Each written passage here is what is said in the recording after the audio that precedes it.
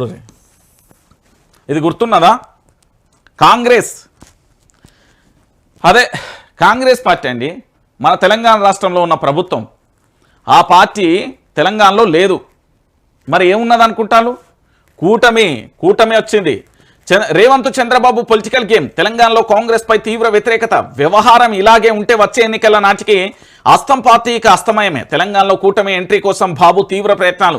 చంద్రబాబు ప్రయత్నాలకు Revanth Reddy full support. అందులో భాగంగానే కుల మీడియాతో కట్టుకథలు. ఒక ప్లానింగ్ ప్రకారమే బీఆర్ఎస్ నేతల వ్యక్తిగత ఆహ్వానాలు. ఇక బీఆర్ఎస్ అనగానే అవినీతి, ఫోన్ ట్యాంపరింగ్లు గుర్తుకు రావాలనే వ్యూహంతో వరుస కథనాలు.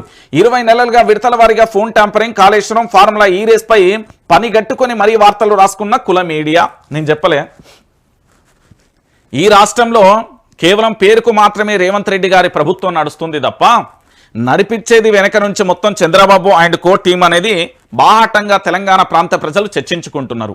ఇక్కడ విషయం ఏంది అంటే మీరు ఒక్కసారి ఆలోచించండి. మొన్నటికి మొన్న ఒక మీడియా సంస్థ ఏంది అంటే ప్రజాస్వామ్యం మీద దెబ్బ, ఇది ప్రజాస్వామ్యానికి గుడ్డలు పెట్టు, మీడియాకు గుడ్డలు పెట్టు అని ప్రగల్భాలు వలికితే నిన్నటికి నిన్న తెలంగాణ పోలీసుకు సంబంధించి ది హిందూ పత్రిక చాలా క్లారిటీగా ఏమని చెప్పిందంటే హీరోయిన్ల ఫోన్ ఎక్కడ కూడా ట్యాంపరింగ్ జరగలేదు అంటూ ఘంటాపదంగా బల్లగుద్ది చెప్పింది. అంటే ఆ వార్తలను కావాలని ప్రసారం చేయించిందే ఈ మైండ్ గేమ్, ఈ బ్యాచ్. నేను చెప్తున్నా కదా, ఈ బ్యాచ్ ఇది ఒకటే కాదు, మీరు గుర్తుపెట్టుకోవాలి. వాళ్ళ యొక్క శాటిలైట్ సంస్థలు ఆంధ్రప్రదేశ్కు సంబంధించిన కులగజ్జి మీడియాతో ఉన్న కొన్ని సంస్థలు ఏది ఫోన్ ట్యాంపరింగ్ విషయంలో కానీ, ఫార్ములా ఈ రేస్ కానీ, దాంతోపాటు కాళేశ్వరం మీద 20 నెలలుగా వార్తలే వార్తలు అరిగిపోయిన టేప్ రికార్డు లెక్క ఏసుడే వాళ్ళు ఏం లేదు. మళ్ళా లొట్టగా ఏంది అంటే తెలంగాణ ప్రాంతాన్ని కానీ, తెలంగాణ ప్రాంత ప్రజలు కానీ ఇక్కడ బీఆర్ఎస్ పార్టీని వీక్ చేయాలి, ఇక్కడ అస్తిత్వం మీద దెబ్బ కొట్టాలి. ఏంది అంటే తెలంగాణ ప్రాంత ప్రజలందరూ కూడా ఎమోషనల్స్ గా పలానా ఆయన తప్పు చేసిండని నమ్ముతారు, గాయన మంచిగా చేయకపోయినా బయటికి కనబడితే నమ్ముతారు, గట్లనే అయిపోతుంది అన్నట్టున్నారు. ఇదంతా కూడా చంద్రబాబు నాయుడు టీం ఆధ్వర్యంలో జరుగుతున్న ఒక వ్యూహాలు ఇవన్నీ.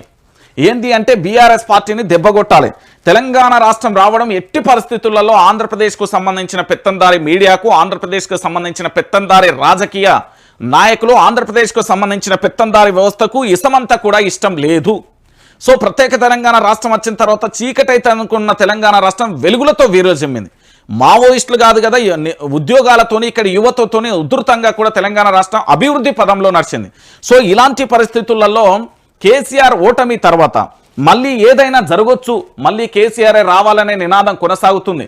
కాబట్టి ఇలాంటి పరిస్థితులలో ఇది సరి అయిన సమయం కాబట్టి కాంగ్రెస్ పార్టీని అస్తమయం చేసేసి బీజేపీ, జనసేన, తెలుగుదేశం, కాంగ్రెస్ పార్టీ మళ్ళీ కూటమితోని ఇంకున్న తోక ఈక పార్టీలన్నీ కలిపి మహాకూటమి 2018లో ఎట్లయితే జరిగిందో అట్లా ముందుకు రావాలనే ఆలోచనతో పూర్తి స్థాయిలో కూడా వీళ్ళందరూ కూడా కట్టు కథలు మంచిగా ఎట్లా తెలుసా వల వేసి అల్లినట్టుగా పూర్తి స్థాయిలో ప్రతి విషయాన్ని కూడా రకరకాలుగా వడ్డించి వారించి రకరకాలుగా విశ్వ ప్రయత్నాలు చేస్తున్నారు.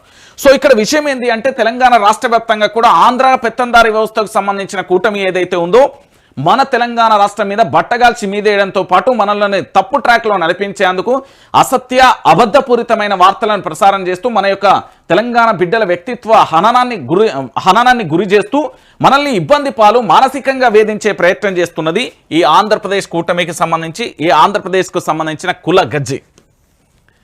ఇక ఇది చూడాలి.